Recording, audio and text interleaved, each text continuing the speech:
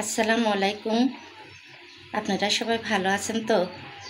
আল্লাহর রহমতে আমিও ভালো আছি। আজকে আমি আলু শাকের একটা রেসিপি নিয়ে আসছি, নতুন রান্না। এটা লাউ শাকের ডুগা পাতা, আলু, চিংড়ি মাছ দিয়ে আমি রান্না করে দেখাবো। রান্নায় চলে যাব। চলে আসলাম আমি রান্নায়।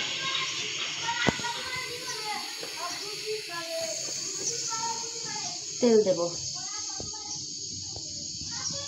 শাকে একটু তেল লাগে বেশি। লাউ শাক,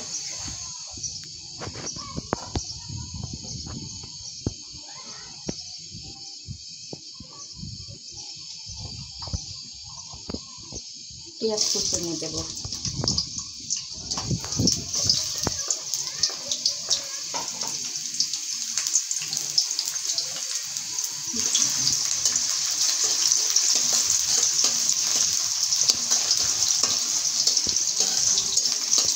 পেঁয়াজটা আমি একটু লাল লাল করে মশলা দিয়ে দেব।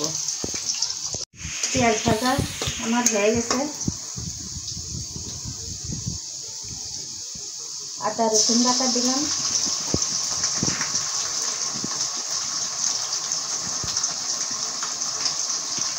একটু মরিচ দিলাম,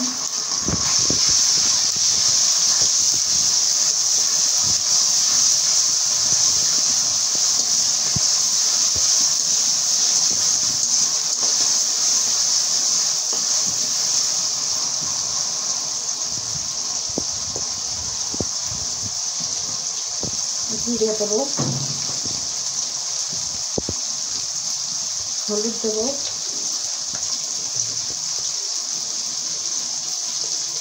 আমি অল্প করে লবণ দিলাম, পরে দিয়ে দেবো।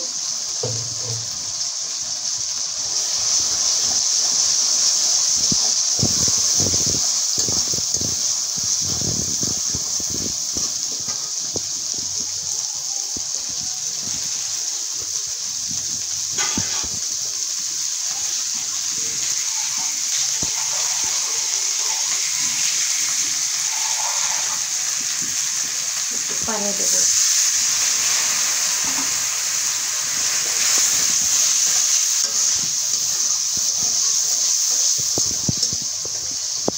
ভালো করে কষিয়ে আমি সবজি দেব। মশলাটা আমার কষানো হয়ে গেছে। একটু চিংড়ি মাছটা দিয়ে দিলাম,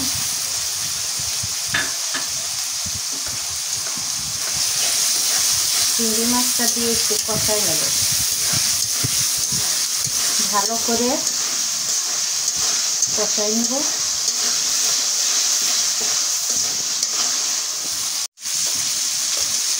চিংড়ি মাছটা আমার কষানো হয়ে গেছে। আমি এটার ভিতরে আলু দিয়ে দেবো। আলু দিয়ে দিলাম,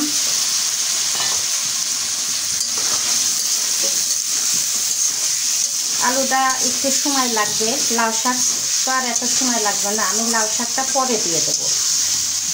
আজ আমি এটা দিয়ে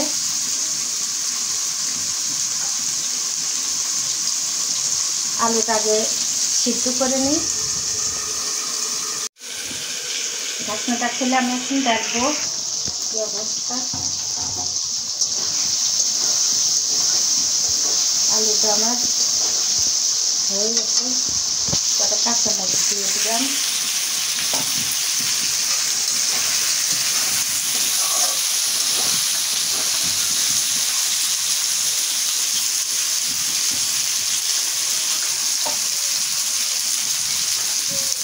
আমি এখন শাক দিয়ে দেবো। শাকটা হয়তো বেশি সময় লাগবে না, ওই জন্য আমি আলুটা আগে কষিয়ে নিলাম।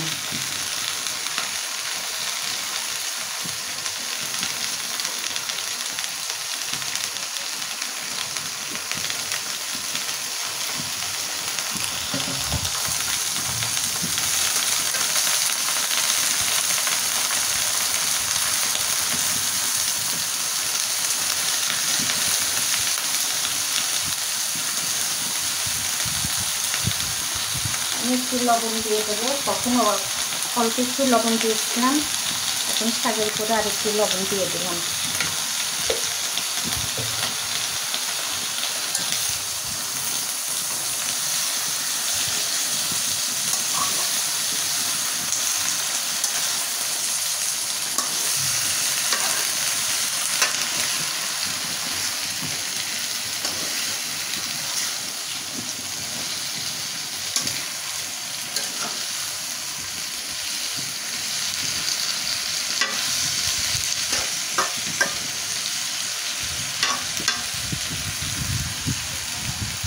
এইভাবে সিদ্ধ হোক, ঢেকে দিলাম, পরে আবার তুলে দেখাবো। তো চলে আসলাম, দেখি কি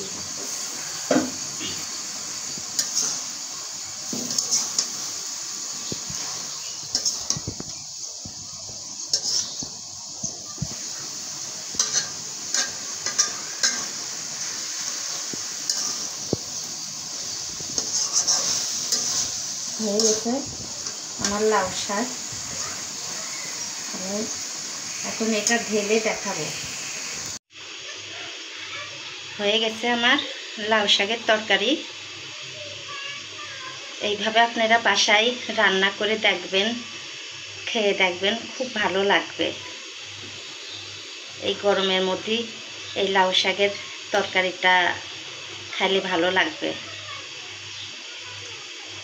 আপনারা ভালো থাকবেন, সুস্থ থাকবেন, সবাইকে ভালো রাখবেন। আল্লাহ হাফেজ।